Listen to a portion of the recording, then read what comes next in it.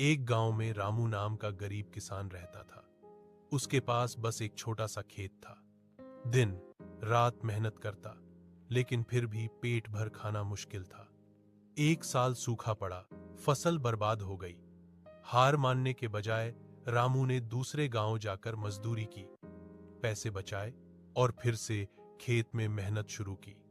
धीरे धीरे उसकी मेहनत रन रामू शहर के किनारे बसे झुग्गी इलाके में रहता था।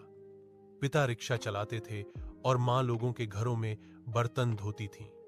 बचपन से ही रामू ने गरीबी को बहुत करीब से देखा था। फटी किताबों में पढ़ाई की, आधे पेट में स्कूल गया, लेकिन सपने पूरे देखे। रामू मेहनती था। दिन में एक छोटी सी दुकान पर काम करता और रात में पढ़ाई। उसे लगता था कि एक दिन उसकी जिंदगी भी बदलेगी। उसी मोहल्ले की सीता से उसे चुपचाप प्यार हो गया।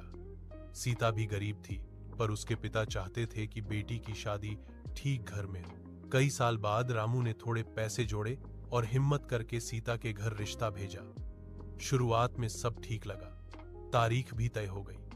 रामू की आंखों में पहली बार अपने भविष्य का सपना चमक रहा था। शादी से ठीक एक हफ्ता पहले सीता के पिता ने रामू को बुलाया।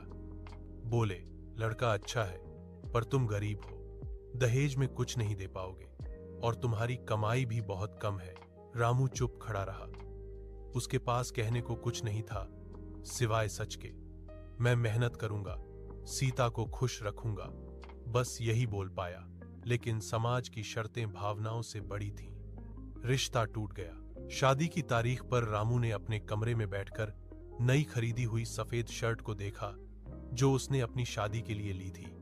बारात कभी नहीं निकली। कुछ दिन तक रामू टूट गया, पर फिर उसने खुद से कहा, अगर आज गरीबी ने मेरी शादी रोक दी है, तो कल मेरी बहन